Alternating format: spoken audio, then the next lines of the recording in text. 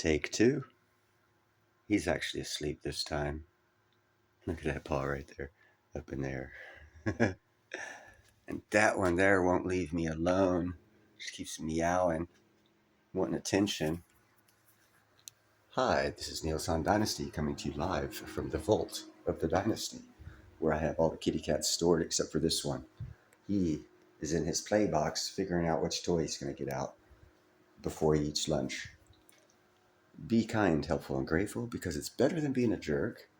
Buy some silver and some platinum because those are the two most undervalued assets on the planet, in my opinion. And yeah, like, share, and subscribe. Yeah, do that one too.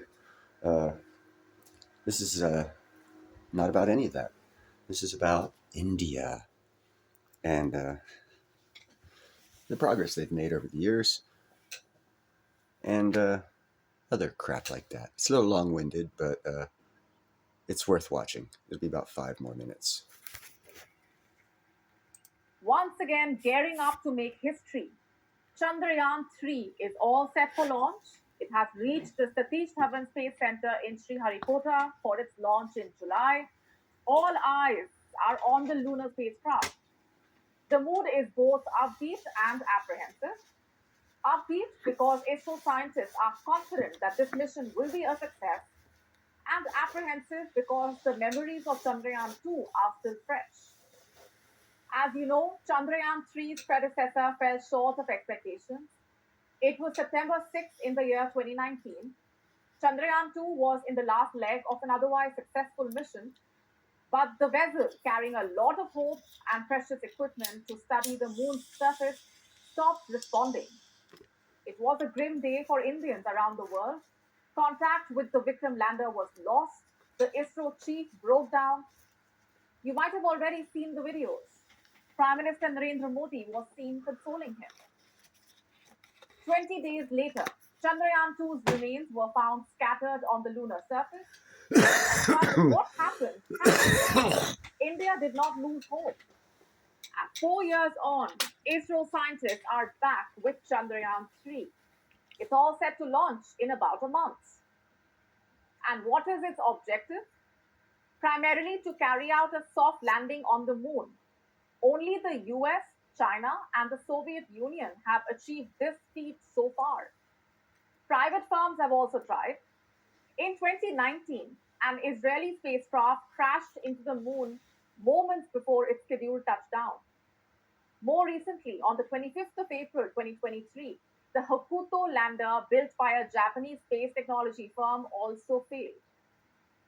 If Chandrayaan 3 lands safely on the moon, India will join the success club.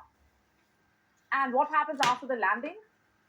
The spacecraft will be carrying a lander and a rover. Okay, first off, I've got to say this. Only 3 countries have successfully been able to land on the moon because the dynamics of the math needed changes in space, and then it changes again on the moon. It's actually very complicated. As you see, even Israelis and the Japanese have been unsuccessful.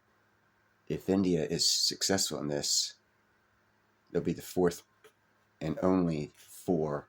They'll be the 4th to have done it, with about 8 to 9 countries and, well, like 11 total tries with private industries, and none of them being successful. So if they land successfully on the moon, that ranks them up with China. And if you watch my other videos, you'll see China doesn't like it when India is as great or greater than them. But anyhow, back to this video.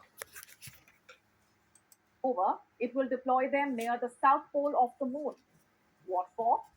To explore the lunar surface and carry out scientific experiments. And how much is all of this going to cost? Reports say roughly 600 crore rupees. That's close to $73 million. ISRO, you see, is known for its cost-effective and low-budget space missions. You remember Mangalyaan, India's Mars orbiter, which was launched in 2013? It was a massive success. It was merely a technology demonstrator. It was designed for a lifespan of 6 months, and yet it lived for about 8 years in the Martian orbit. 8 long years. And how much did it cost? 470 crore rupees. That's roughly $57 million. And guess what? It was cheaper than the Hollywood space movie Gravity, released the same year. The film had a budget of $100 million, almost double the cost of Mangalyaan. Hollywood's sci fi hit Interstellar cost about $165 million. Meanwhile, Chandrayaan 2 was worth 800 crore rupees or $97 million. Can you believe this?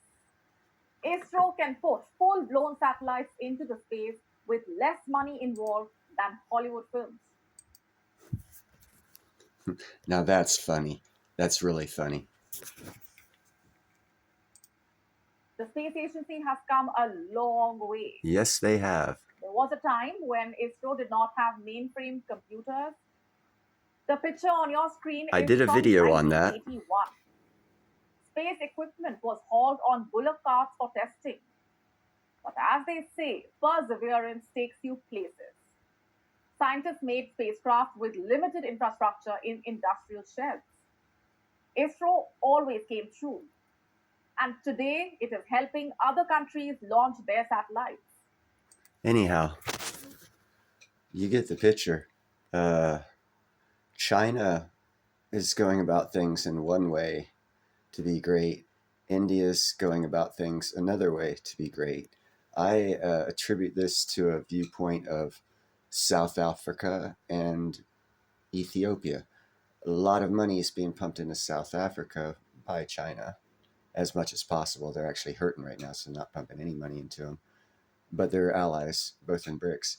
And yet Ethiopia is fixing to be a powerhouse in Africa because they didn't take any money from any world organization or China. They built their own infrastructure projects using their own citizens' money donated to that project, and they are going to be very prosperous because of it.